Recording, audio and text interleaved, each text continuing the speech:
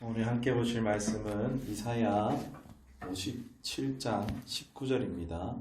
구약 성경 138면에 있습니다. 한껏 읽도록 하겠습니다. 같이 보시겠습니다. 시작.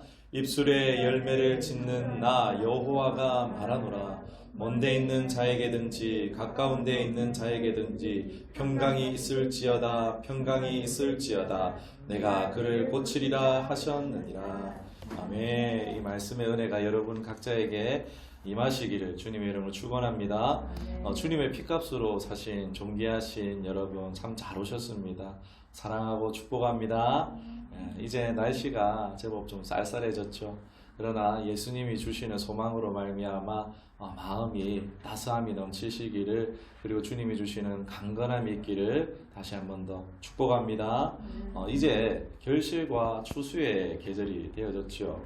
여러분과 여러분 가정에 소망하고 기도하는 일 있죠. 그렇죠. 이 모든 것들이 예수 안에서 풍성하게 열매 맺으시기를 다시 한 번 더 주님의 이름으로 축원합니다.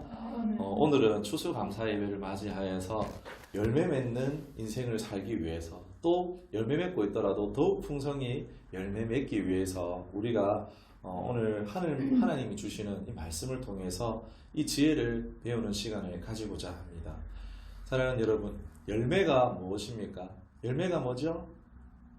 열매가 뭐죠? 결과물입니다. 결과물. 열매는요, 어떤 일이나 현상으로 통해서 나타나지게 되는 결과를 열매라고 우리는 말합니다. 삶 속에서 가장 힘든 것이 사실 무엇입니까? 우리가 다 힘들죠. 힘들지 않은 일은 없습니다. 그런데 가장 힘든 것은 일이 아니라 바로 삶 속에서 허무함을 느낄 때 우리가 힘이 듭니다. 삶 속에서 허무함을 느끼기 때문에 나는 했는데 자신이 생각했던 그런 결과가 열매가 없을 때 우리는 허무함을 느끼게 되어집니다. 다 쏟아부었어요. 여기에 나의 모든 열정을 쏟아부었어요. 물질과 시간, 에너지 다 쏟아부었어요. 거기에 무언가를 그런데 얻었어요. 그러면 그것은요, 다 쏟아부어도 할 만한 겁니다. 감사하죠. 땀도 흘리고 눈물도 흘려서 어떤 결과가 주어졌을 때 자신이 기대한 결과가 주어진다면요, 힘들어도 그 사람은 행복한 사람입니다. 결실로 인한 기쁨이 얼마나 큰지 그 전에 수고와 고생을 다 잊어버리기 때문입니다. 요한복음 16장 21절에 보면 이런 말씀이 있습니다. 여자가 해산하게 되면 그 때가 이르렀으므로 근심하나 아기를 낳음에 세상에 사람 난 기쁨으로 말미암아 그 고통을 다시 기억하지 아니하느니라. 여기 어머니들 계신데 아이 난 고통 때문에, 야, 너 때문에 내가 얼마나 고통받았는데 그 고통 아직 기억하시면서 아이에게 뭐라 하시는 어머니 계십니까? 존재로 난 그 자체가 아닙니까? 이러면 안 되는데. 아이를 낳은 그 기쁨 때문에 그 상고의 고통을 잊어버리는 것이죠. 여성들이 아이를 낳으면 겪는 고통이 얼마나 큽니까? 사실 남자들은 결코 알 수 없습니다. 저도 모릅니다. 듣기로는 상고가 굉장히 큰 고통이라고 들었습니다.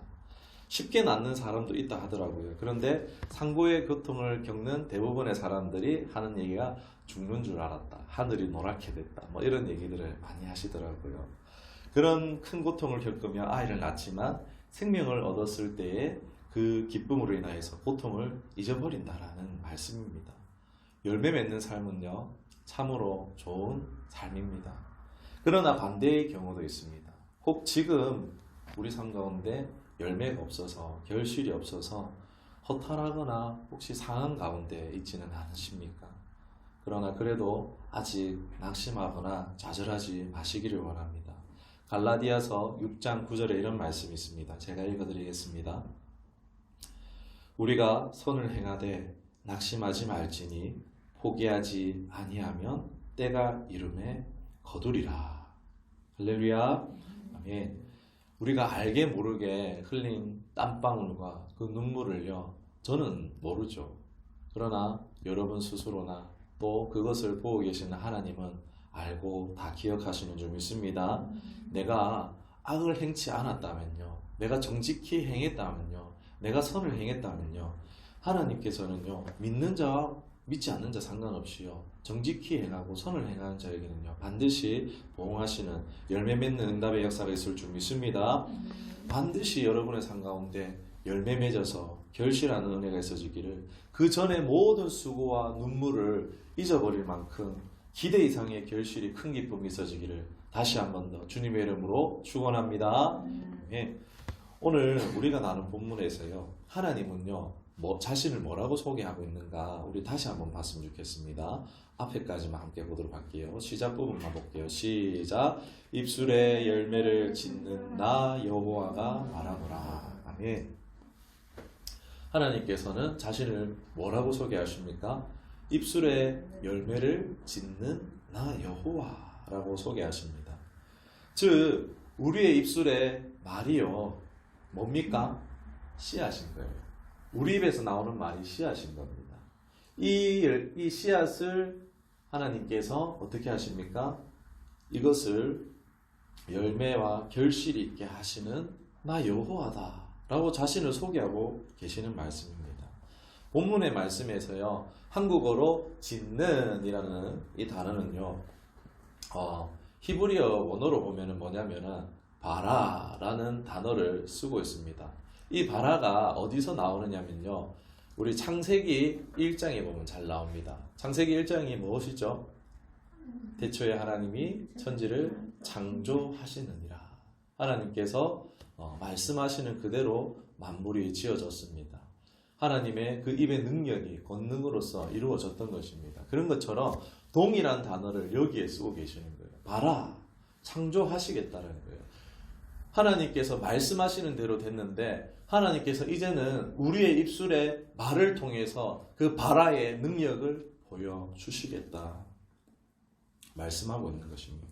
우리 생각에 어떻습니까? 우리 입에서 나오는 말 뭡니까? 우리 폐에 있는 호흡과 성대의 진동으로 인해서 파장이 생기니까 이렇게 소리가 이 파장을 통해서 나는 소리입니다. 말한다고 무슨 일이 일어나지 않습니다. 기적이 날지어다 이렇게 하면 지금 기적이 일어납니까? 아무 일도 안 일어나는 것 같죠. 그죠? 그래서 우리의 말은요, 우리가 되게 일상생활에서 많이 쓰고 있기 때문에 크게 말에 대해서 중요하게 여기시는 분들이 잘 없다라는 것입니다. 특별한 관심 우리가 가지고 살아가지 않습니다. 그런데 오늘 진리의 말씀인 하나님의 말씀을 보니까 내 말 자체에는 사실 능력이 없습니다. 내 말 자체에 능력이 없어요. 그런데 내 말을 듣고 계시는 분이 계시다라는 거예요. 우리의 입에 입술의 말을 하나도 모르시는 것이 없는 분. 그러니까 아기의 옹알이를 어머니가 아는 것처럼 어이구 똥 쌌네, 어이구 맘마 줘야겠네 알잖아요. 그 입의 말을 알지 못하시는 것이 없으신 하나님께서 지금 듣고 계시다라는 거예요. 하나님께서 그 능력의 하나님이 우리의 입술의 말에 열매를 맺게 해주신다라는 말씀을 하고 있는 것입니다.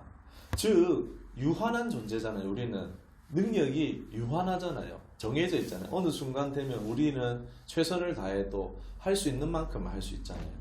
내 능력과 내 재능과 상관이 없다라는 거예요. 이거는요. 여러분 창조의 능력이 내게 있습니까? 과학이 아무리 발달해도 세포 하나 못 만들어냅니다. 이 시대는요.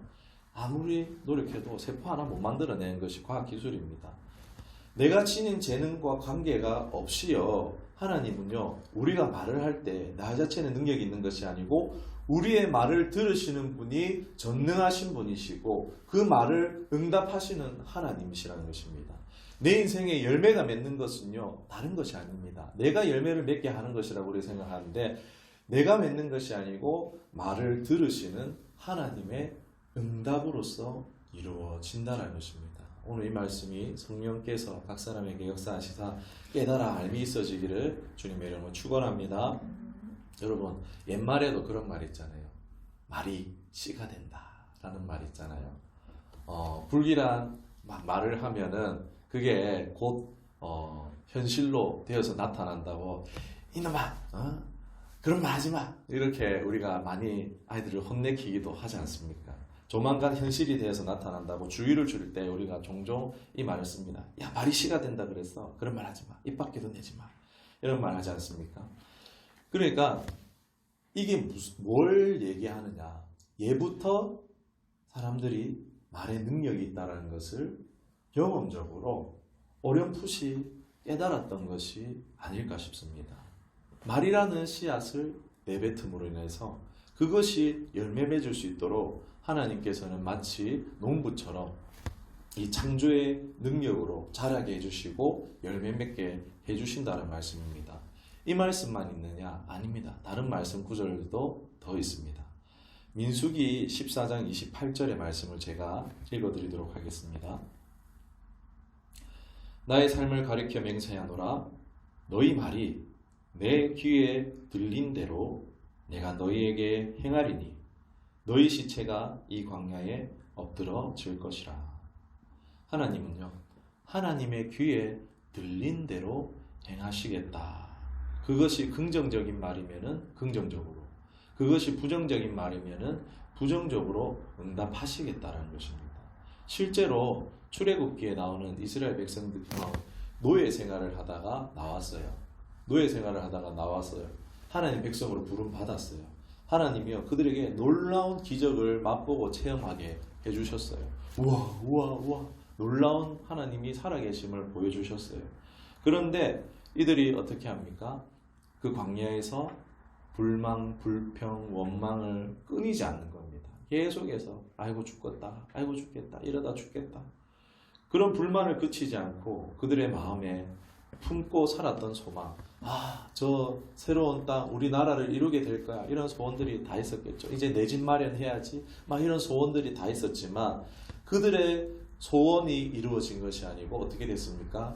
그들의 입술의 말대로 이루어졌다는 것입니다. 자신의 말대로요, 죽겠다 하는 그 말대로 약속의 땅에 들어가지 못하고 자기 집도 한번 지어보지 못하고 광야에서 다 죽었다는 것입니다. 그들의 시체가 광야에서 다 소멸되기까지 무려 40년이나 광야에서, 사막에서 헤매다가 유리했다는 것입니다.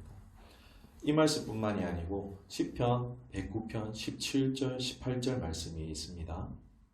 잠시 물 좀 마시고 하겠습니다.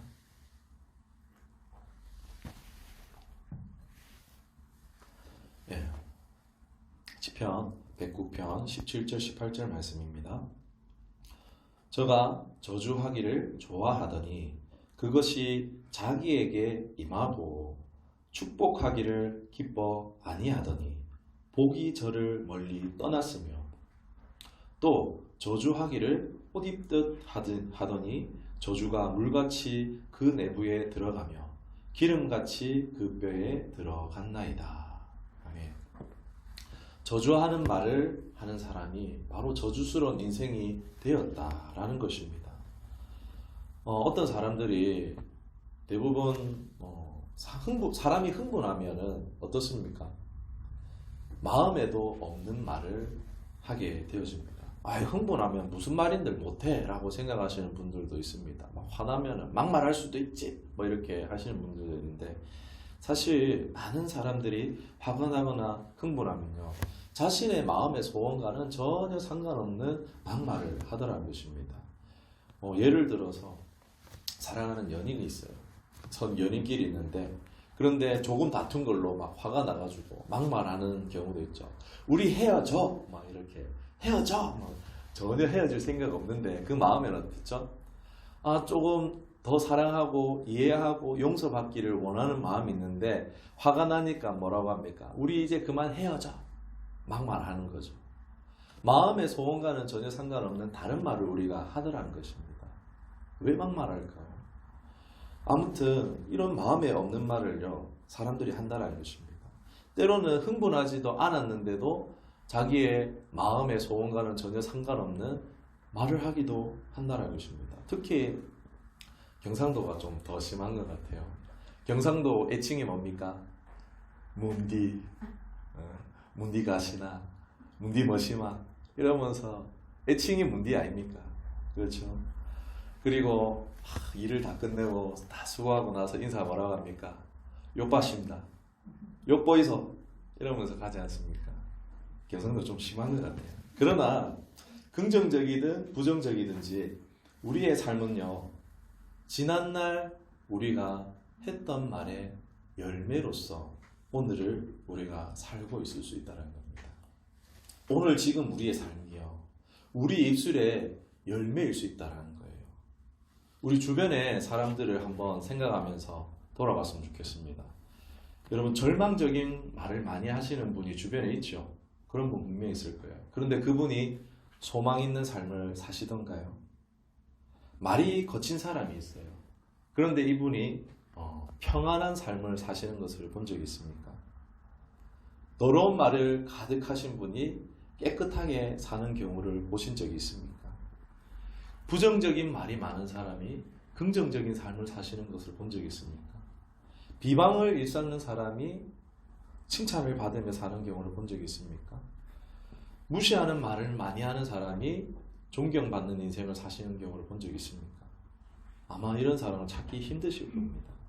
왜냐하면요, 하나님은 지금도 우리의 입술에 열매를 짓고 계시기 때문입니다.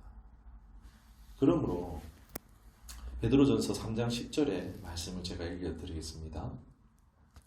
생명을 사랑하고 좋은 날 보기를 원하는 우리는, 여러분 생명을 사랑하고 좋은 날 보기를 원하십니까? 혀를 금하여 악한 말을 그치며 입술로 괴유를 말하지 말며 자기의 삶을 사랑하고 좋은 날을 보고 살고 싶다면 혀와 입술을 조심해야 한다라고 말씀 우리에게 가르쳐주고 있습니다. 여러분, 말에는 힘이 있습니다. 내게 힘이 없을지라도 내 말에 들으시고 응답하시는 하나님이 계시다는 거예요. 그러니까 내 마음이 소원이 얼마나 정직하고 바르고 선하든 그게 상관없어요. 내 입에서 안 좋은 생각의 말을 내뱉으면 안 된다는 거예요. 부정적인 순간을 우리 마주합니다. 그런데 이 부정적인 순간, 부정적인 말을 내뱉으면요, 이 말은요, 우리의 몸을 진동시키고 이 파장을 통해서 우리 몸에서 입으로 소리가 나옵니다. 이 소리가 다른 사람에게만 들리는 것이 아니고 다시 자기의 귀에게도 들리죠. 내 말이 안 들리시는 분은 없으시죠. 자기 말이 들립니다. 이 말이 뇌에 전달이 되고, 그리고 이 뇌에서 호르몬을 분비시킵니다. 내가 순간 부정적인 말을 내뱉는 그 순간 내 몸에도 영향을 끼친다는 거예요. 뭔가 분노의 호르몬들이 나에게 와서 내 몸의 건강을 해친다는 것입니다. 다 부메랑처럼 돌아오는 거예요. 오늘 나의 형편은요, 지난 3개월 전 내가 했던 말, 지난 내가 6개월 전에 했던 말, 지난 1년 전에 했던 말, 지난 2년 전에 했던 말이 오늘 나의 삶 가운데 열매 맺고 있을 수 있다는 것입니다. 우리는 내가 무슨 말을 했는지 잊어버립니다. 그러나 하나님은 잊지 않으십니다. 마태복음 12장 36절 37절에 보면은 제가 말씀을 읽어드리겠습니다. 내가 너희에게 이르노니 사람이 무슨 무익한 말을 하든지 심판날에 이에 대하여 신문을 받으리니 내 말로 의롭다함을 받고 내 말로 정죄함을 받으리라. 무심코 한 말이요, 심판의 날, 맨 마지막 최후의 날이죠. 무심코 한 말인데도 이것이 심판받을 수 있다, 판단받을 수 있다라고 말씀하고 있는 것입니다. 사랑하는 여러분, 우리가 혹시나 내가 쏟아낸 말이 있으십니까? 하지 말았어야 되는 말들. 그때 그거 하지 말았어야 됩니다. 여러분, 사과하시길 바랍니다. 우리가 쏟아내고 잘못한 말들이 있다면 사과하시길 바랍니다. 이건 기록되어져 있는 것과 다름이 없어요. 나는 잊어버렸을 줄 몰라도 무슨 말인지 기억 못할 수 있잖아요. 그런데 반드시 사과하셔야 돼요. 그리고 회개하고 돌이켜야 됩니다. 우리가 이 말에 우리의 최후의 순간 가운데 내 발목을 잡을 수 있는 거예요. 오늘날 우리 세상에는요, 부정적인 말이 너무나 많습니다. 왜 이렇게 되었을까요? 성경은 분명히 말하고 있습니다. 여러분, 영적 세계가 있습니다. 영적 세계가 있어요. 하나님이 영이신 것처럼요, 하나님이 꼭 나만 있는 게 아니고요, 귀신이 있습니다. 마귀가 있어요, 여러분. 이건 장난이 아닙니다. 우스갯소리가 아닙니다. 동화처럼 여기지 마시기 바랍니다. 우리의 대적 마귀는요, 우리가 하나님의 형상으로 지어졌습니다. 이 하나님의 형상으로 지어진 우리가요, 하나님의 이 말의 권세를 인간에게 주셨다라는 것을 먼저 알고 그 능력을 쓰지 못하도록 막고자 한다는 거예요. 그게 부정적인 말을 쓰게 하는 거예요. 말에 능력이 있기 때문에 이 말을, 부정적인 말을 계속하게 만들어서 능력 있는 삶을 못 살게 만든다는 것입니다. 마귀가요, 성경에서 소개하기를 공중권세 잡은 자라고 소개합니다. 공중권세 잡은 자. 우리가 아는 교육, 정계, 교육, 경제, 문화, 이 모든 영역들에 장악하고 있다는 겁니다. 방송 다 장악하고 있다는 것입니다. 그러니까 계속 부정적인 언어, 계속 부정적인 말을 하도록 하는 것입니다. 여러분, 어디를 봐도 어떻습니까? 좋은 말 쓰는 곳이 없습니다. 긍정적인 에너지가 있는 곳이 없어요. 뉴스, 만화, 유튜브 다 어떻습니까? 심지어는 우리 가족들까지도 부정적인 언어를, 부정적인 에너지가 충만하지 않습니까? 부정적인 생각과 부정적인 이 언어에 대해서 조사한 연구가 있습니다. 그것을 연구한 결과가 있는데, 그 이유가 왜 사람들이 부정적인 생각을 하고 왜 부정적인 언어를 쓰는가에 대한 연구 결과가 뭐냐면요, 7세 이하 때의 가족이나 부모나 가족에게 들었던 부정적인 언어 7만 단어가 그 사람의 인생에 부정적인 잘못된 자아상을 만들었다라는 거예요. 내가 커서 듣는 부정적인 언어보다도요, 내가 어릴 때 부모로부터 들었던, 내 가족들로부터 들었던 그 부정적인 언어가 그 사람 부정적인 생각을 하고 부정적인 마음을 가지게 만든다는 것입니다. 이 건강치 못한 자아 이미지를 가지게 한 것이라고 한 발표가 있습니다. 그러니까 좋은 말 1000마디보다도요, 부정적인 한마디가요, 아이에게 얼마나 큰 영향을 주는가에 대한 연구 결과죠. 저도 지금 아이를 키우고 있는데 아이에게 사랑한다는 말을 정말 많이 합니다. 그러나 말 한마디를 잘못해서 아이에게 분노를 사고 미움을 사는 경우가 있습니다. 아이에게 정말 미안하더라고요. 오늘 이 말씀을 준비하면서 이런 것들을 알아보면서 더 미안하더라고요. 이 부정적인 언어의 말이 얼마나 자아를 파괴하고 망치는 저주 같은 마법인지를 잘 몰랐던 것이기 때문입니다. 여러분, 마귀는요, 오늘날 공중권세를 잡아서 역사도 하지만 여러분의 가정에 틈타고 있습니다. 나의 어릴 적부터 역사하고 있는 거예요. 내 어릴 적부터 나에게 부정적인 생각, 부정적인 말을 쓰도록 역사했다는 거예요. 한번 잘 생각해 보길 원합니다. 복된 언어 습관을 쓰지 못하도록 말입니다. 이게 단순한 문제가 아닌 것은요, 예수님을 믿게 되었어요. 예수님을 믿게 되더라도요, 우리의 언어 습관이 바뀌지 않으면요, 하나님이 주시는 축복을 누리지 못할 수 있다는 것입니다. 출애굽한 이스라엘 백성들이 어땠습니까? 마음에 소원이 있었겠죠. 하나님 도우신다, 살리신다. 우리 새 땅에 들어가서 우리 집 짓고 잘 먹고 잘 살아야지. 소원이 있었겠죠. 선한 소망이죠. 그러나 그 소망대로 된 것이 아니고 자신의 입술에 있는 부정적인 언어 습관대로 되고 말았습니다. 예수님을 믿는다고요, 문제가 사라지는 게 아닙니다, 여러분. 어려운 일이 없어지느냐, 그런 경우도 있지만 꼭 그런 것이 아니라는 거예요. 예수를 믿어도요, 앞으로 어려운 상황은 계속 마주하게 될 것입니다. 그러나 상황은 바뀌지 않지만, 그러나 중요한 것은요, 그 상황을 마주하는 내가 바뀔 때에요, 고난은 고난이 아니라 기회가 되고 축복이 되는 것입니다. 내가 바뀌는 게 더 중요한 거예요, 여러분.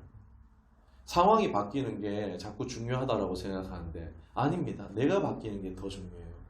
그건 어디까지는 내 중심적인 생각이에요. 하나님께 있어서요, 여러분이 더 중요합니다. 하나님께 있어서 바로 우리가 열매인 거예요. 하나님 중심으로 생각해 보면 내가 바로 열매이기 때문에 내가 바뀌는 게 하나님께는 더 중요한 겁니다. 내가 바뀌면 얼마든지 하나님이 또 일하실 수 있기 때문입니다. 그래서 하나님께는 내가 열매이기 때문에 우리가 이런 언어 습관에 작은 변화가 필요할 것입니다. 혹 문제를 마주하더라도요. 또 문제가 생길 수 있어요. 어려움 만날 수 있어요. 에이 망했네. 에이 이번 생은 글렀어. 이런 말들 많이 주변에 너무 많이 하잖아요. 초등학교, 중학교 정말 끔찍한 말을 너무 많이 해요. 아유 이번 생은 글렀어. 자기 입으로 자기의 스스로 저주하는 거예요. 이거는 정말 하면 안 됩니다. 문제를 마주한다라고 해도요. 당장은요. 입을 닫아야 됩니다. 이게 필요해요. 막 긍정적인 말을 해야 되고 축복의 말을 해야 되고 그런 게 아니에요. 부정적인 말이 나올 것 같아요. 입을 닫아야 돼요. 문제가 생깁니다. 이게 뭐지 싶죠. 왜 내 인생에 이런 일이 생겼지? 내가 감당할 수 없는 일들이 다가올 수도 있습니다. 그러나 이게 뭔지는요. 지나고 나서 봐야지 우리는 알 수 있습니다. 나는 당장 몰라도 지나고 보면요. 하나님의 큰 계획의 일부일 수 있기 때문입니다. 그런 게 여러분 너무나 많습니다. 금요일에 우리 다니엘 기도회에 우리 강사님이 대입을 준비할 때 열심히 준비했어요. 공부도 열심히 하고 기도도 열심히 준비했어요. 그런데 결과는 어떻습니까? 떨어졌어요. 너무 열심히 준비했는데 성적도 잘 나오고 공부도 잘했어요. 떨어진 거예요. 이게 뭐지? 강사님이 그랬죠. 이게 뭐지 싶었죠. 그런데 재수학원을 가게 되고 거기서 자기보다 공부 잘하는 친구들한테 수학을 배우면서 자신이 수학을 잘했었는데 그 수학의 견문이 확 넓어졌어요. 그래서 이 사람이 그 1년 재수학원에 있었던 1년을 가지고 어떻게 됩니까? 전국적인 수학 강사가 되어가지고 지금은 기업을 하고 있는 CEO가 됐죠. 경영자가 됐습니다. 당장 대학교 들어갔으면 어디 직장에 들어갔었겠지만 오히려 자신이 원하던 대학에 못 들어가고 떨어져서 낭망스럽고 좌절됐지만은 그러나 그 상황이 오히려 자신의 인생 가운데 이 1년 재수학원 다녔던 이 1년이 자신을 지금 평생 버려먹고 살게 만들었다는 거예요. 지나보면 안다는 겁니다. 지금 다가오는 문제가 문제 같아도 이 시간이 지나고 보면은 알 수 있다는 거죠. 더 좋은 살 길을 하나님이 열어주셨던 것입니다. 사랑하는 여러분, 하나님은 믿는 자들에게 평강이 있을지어다 라고 말하기를, 복된 말하기를 하나님은 원하십니다. 이런 부정과 저주가 가득한 세상에서 하나님은 예수님을 보내셨고 그리스도인들을 세우셨어요. 예수님이 이 땅에 오셨을 때 제자들을 각 고을로 보내셨어요. 그리고는 그 마을에 들어가서 뭐라고 하라 했습니까? 평강이 있을지어다. 이 복된 말을 하라는 것입니다. 우리는 사실 누구에게도 평강을 줄 수 없어요. 평강은요, 건강입니다. 그 삶의 모든 온전한 건강을 말하는 것이 평강입니다. 평강이 있을지어다라고 말하는 것입니다. 그런데 우리는 평강을 줄 수는 없지만 우리의 말이 씨앗이 되어가지고 하나님께서 그 말을 봐라 창조해 주시겠다는 거예요. 하나님은요 직접 통치하실 수도 있지만 어떠한 이유에서 사람을 통해서 일하십니다. 이 사람들을 통해서 하나님의 통치가 이루어지게 하시는데요. 이 부분은 나중에 이제 교회에서 성경 공부를 시작하면 다루도록 하겠습니다. 평강을 결국 선포한 결과가 무엇입니까? 하나님의 치료의 역사가 나타나고 정말 그 삶 가운데 평강이 있게 되어진다는 것입니다. 그런 일이 곳곳에서 일어났었고 그 일이 세계로 펼쳐졌고 이제 오늘 저와 우리에게 평화의 평강의 복음이 주어졌다는 것입니다. 오늘 이 말씀을 가지고 선포하도록 하겠습니다. 사랑하는 여러분에게 하나님의 평강이 있어지기를 주님의 이름으로 축원합니다. 하나님의 평강이 역사하시사 여러분의 영, 혼, 육 그리고 여러분의 삶의 그 모든 영역과 환경들 가운데에 하나님의 이 질서가 자리 잡고 온전함이 이루어지기를 다시 한 번 더 주님의 이름으로 축원합니다. 네. 성경은요 우리의 입술의 말의 중요성에 대해서 이렇게 얘기하고 있습니다. 오늘 우리의 말이요 우리의 인생을 바꿉니다. 그러면 우리 오늘부터 내 언어의 습관을 바꿔보는 것이 어떻겠습니까? 하나님이 손이 짧아서 우리를 돕지 못하시는 것이 아니라고 말하고 있습니다. 하나님은 말씀으로 창조를 하신 분이에요. 하나님은 말씀으로 예수님을 이 땅에 육신으로 보내신 분입니다. 또 예수님은 말씀으로 병든 자를 고치시고 죽은 자조차도 일으키셨습니다. 이러한 그분의 능력이 이제 누구에게 있습니까? 이러한 능력이 우리의 입술에 말해 있게 하시겠다는 것입니다. 봐라, 창조의 능력으로 짓겠다라고 말씀하고 있습니다. 그렇다면 그리스도인들은 무슨 말을 하며 살아야겠습니까? 하나님을 영화롭게 하는 말을 해야 되는 줄 믿습니다. 에베소서 5장 4절에 이런 말씀이 있습니다. 읽어드리겠습니다. 누추함과 어리석은 말이나 희롱의 말이 마땅치 아니하니 오히려 감사하는 말을 하라 라고 하십니다. 하나님께서 출애굽기 20장 24절에도 말씀하세요. 내가 내 이름을 기념하는 이 기념이 감사하는 것입니다. 모든 곳에서 내게 임하여 복을 주리라. 이처럼 사람에게 있어서 하나님께 감사하는 것은요, 하나님을 기념하고 영화롭게 하는 것이고 아름다운 말일 뿐만이 아니라 하나님께서 복을 주시마 약속하신 말씀이라는 것입니다. 하나님께 감사하는 말을 하는 저와 여러분이 되기를 주님의 이름으로 부탁드립니다. 이것이 인간을 창조하신 목적이에요. 내가 막 평소에는 부정적인 말을 언어 습관을 했어요. 그러면 그 말이 내게 들어와서 다시 내 몸을 스트레스, 화학작용 반응을 일으켜서 질병을 만들어냈다면요. 오히려 이제는 내가 하나님을 찬양하고 감사하는 말을 하면 어떻게 될까요? 그 감사하는 말이 내 귀로 다시 들려지고 뇌에 들어가고 뇌에서 호르몬이 나옵니다. 우리가 하나님을 찬양하고 감사할 때요, 말도 안 되는 평안이 경험되어지는 이유가 여기 있습니다. 내 말이 내 귀로 다시 들려서 뇌에서 호르몬이 분비되는 거예요. 그러면은 진정되는 거예요. 내 안에 평화가 임하는 거예요. 이게 알 수 없는 평안이 임하는 비결입니다. 바로 감사를 고백하시기를 주님의 이름으로 부탁드립니다. 늘 감사하는 말의 습관을 가지면은 나를 통해서 하나님이 높임을 받으시고 또 도리어 우리를 높여 주실 것입니다. 여러분, 하나님께 감사하는 말을 해보시기를 바랍니다. 근데 이게 어색할걸요. 하려고 하면 잘 안 될 수도 있습니다. 쉽지 않습니다. 방해받는 느낌 받으실 수 있어요. 우리가 감사하는 말을 하려고 하는 것에 방해가 있습니다. 정말로 그렇습니다.